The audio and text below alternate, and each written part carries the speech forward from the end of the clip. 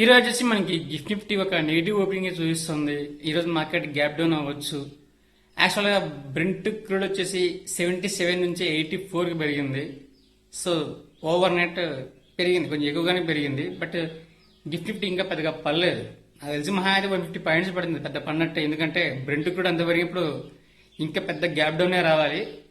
మరి గిఫ్ట్ నిఫ్టీలో అయితే అది కనిపించట్లేదు. మరి మార్కెట్ ఓపెనింగ్ ఏమైనా కనిపిస్తుందేమో.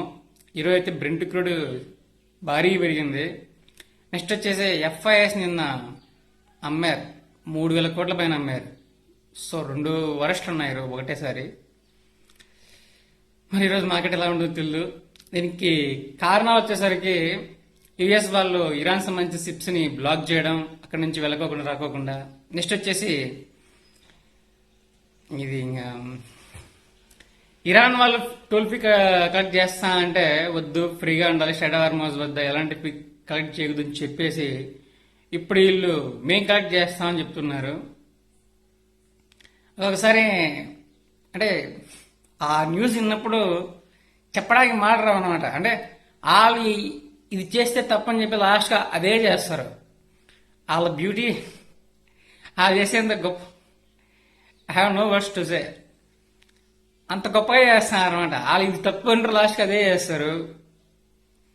వాళ్ళ గురించి అంటే సరే వాళ్ళ గురించి ట్రంప్ గురించి ఎంత గొప్పగా చెప్పుకున్నా అది చాలా తక్కువ అవుతుంది. సో ఈరోజు బ్రెంట్ క్రూడ్ పడడానికి మెయిన్ రీజన్ వచ్చేసి అదే. ఇరాన్ వాళ్ళని బ్లాక్ చేయడం, తర్వాత మిగతా వాళ్ళకి సంబంధించిన వాటిపై టోల్ ఫీ కలెక్ట్ చేయాలని ఉద్దేశంతో ఉన్నారు. సో ఆ దెబ్బకి ఓవర్ నైట్ లో మనకి బ్రెంట్ క్రూడ్ 77 నుంచి 84 కి పెరిగింది. మరి ప్రజెంట్ దానికి గిఫ్ట్ అయితే సీరియస్ గా తీసుకోలేదు. మరి మార్కెట్ సీరియస్ గా తీసుకుంటే ఈరోజు వర్గం గ్యాప్ డౌన్ మరియు పెద్ద ఫాల్ చూడొచ్చు. లేదు ట్రంప్ ని చూసాంపో ఇలా మళ్ళీ చెప్తాడు, మళ్ళీ తీయేస్తాడు అనుకుంటే మాత్రం నిన్ననే మాదిరే సేమ్ మళ్ళీ మార్నింగ్ పడి ఈవినింగ్ కల్లా మళ్ళీ రికవర్ అవ్వచ్చు. చూద్దాం ఈరోజు ఏం జరుగుతుందో. ఇప్పటికైతే మనకు కొన్ని బిగ్గెస్ట్ నెగిటివ్స్ ఉన్నాయి. బ్రెంట్ క్రూడ్ బాగా పెరిగిన తర్వాత ఎఫ్ఐఎస్ కూడా అమ్మారు. నిన్న ఎఫ్ఐఎస్ సెంటిమెంట్ తర్వాత ఐటీ స్టాక్స్ కాపాడాయి. బట్ ఈ రోజు ఎఫ్ఐఎస్ అమ్మారు. మరి చూద్దాం ఈరోజు మార్కెట్. పైగా ఈరోజు నిఫ్టీ ఎక్స్పైర్డ్ కాబట్టి వాలటాలిటీ ఉంటుంది. మేబీ వాటర్ మాట ఈరోజు నెగిటివ్ క్లోజ్ అవ్వచ్చు. చూద్దాం మన ఈవినింగ్ మార్కెట్ ఎలా క్లోజ్ అవుతుందో. ఇది ఇప్పుడు వీడియో. ఈవినింగ్ మళ్ళీ కలుద్దాం.